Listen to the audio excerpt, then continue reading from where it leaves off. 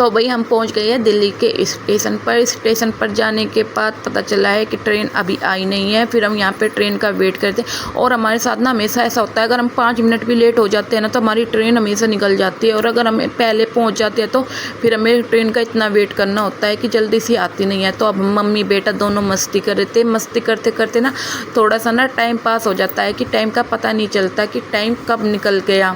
तो हम मम्मी बेटा मस्ती कर रहे थे, फिर पापा खड़े थे। हमने सोचा पापा क्यों ऐसे खड़े हैं, तो हमने पापा का भी टाइम पास करा दिया गाल खींचकर।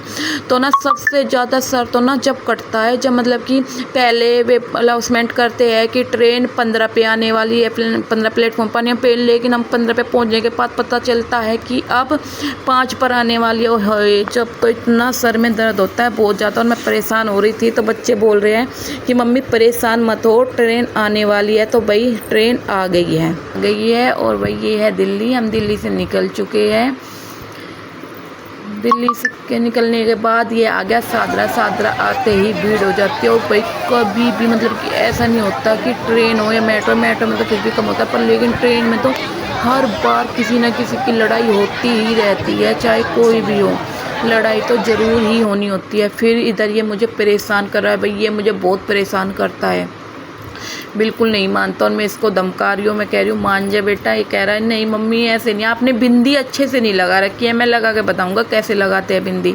और मैं इसको कह रही हूँ मगर बेटा मान जा, मदर्स डे है आज, मत पिट मेरे से। तू कह रहा है नहीं मम्मी आपने अच्छे से बिंदी नहीं लगा रखी है, मैं लगाऊंगी। मैं कहा अच्छा आप लगाओ।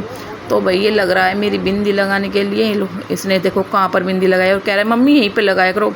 फिर मैं कह रही हूँ मम्मी बेटा मैं तो यहाँ पे नहीं लगाऊंगी, अपनी बहू के लगवाया करना यहाँ पे बिंदी, मुझे तो यहीं पे अच्छी लगती है। तो मैंने भाई अपनी बिंदी लगाई, और फिर हम भाई पहुँच गए हैं हॉस्टल में। हॉस्टल में देखो इन बच्चों के चेहरे, हॉस्टल में पढ़ने वाले बच्चों के चेहरे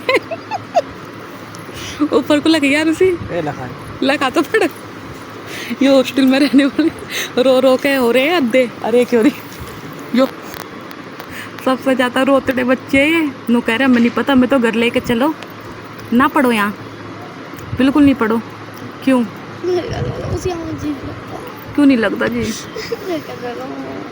तो भाई इन बच्चों का बिल्कुल भी मन नहीं लग रहा है। ये बोल रहे हैं कि हमें नहीं पता, हम तो घर जाएंगे। और इसका तो बिल्कुल भी, ये तो 1% भी ये नहीं बोल रही है कि हाँ मैं रह लूँगी। तो नो है मैं तो सरकारी में भी पढ़ लूँगी, पर लेकिन हॉस्टल में नहीं रहने की मैं बिल्कुल भी। तो भाई आज है संडे, तो सबके मम्मी पापा बच्चों से मिलने के लिए आ रहे हैं। सब बच्चे खड़े हुए वेट कर रहे हैं कि आज मम्मी पापा आएंगे, और मतलब कि सब के सब आ रहे हैं। देखो भीड़ लगी हुई है बच्चों की। आधे बच्चे रो रहे हैं, आधे बच्चे हंस रहे हैं। तो भाई यहाँ पे धूप आ गई है। आधे पेरेंट्स उधर परली साइड बैठे हैं, कोई कहीं पे बैठा रहता है, कोई कहीं पे बैठा रहता है। तो भाई हमारा तो इस लड़की का तो पूरा मन लग रहा है, एक लड़की का तो पूरा मन लग रहा है और इन दोनों का नहीं लग रहा। तो भाई ये आज सब बच्चे एंजॉय कर रहे हैं, सब कोई रो रहा है, कोई हंस रहा है, तो ऐसे ही चल रहा है। और ये लड़की तो हमारी कह रही है मैं तो नहीं जाने की, इन दोनों को ही ले जाओ, ये इनका मन नहीं लग रहा। पता नहीं ये जुलाई में जाएंगी या नहीं जाएंगी, या इनका अपने पास ही एडमिशन करा। अब जुलाई में ही पता चलेगा ये आएंगी या नहीं आएंगी। बड़े वाली तो कह रही है मैं तो अकेली ही रह लूँगी।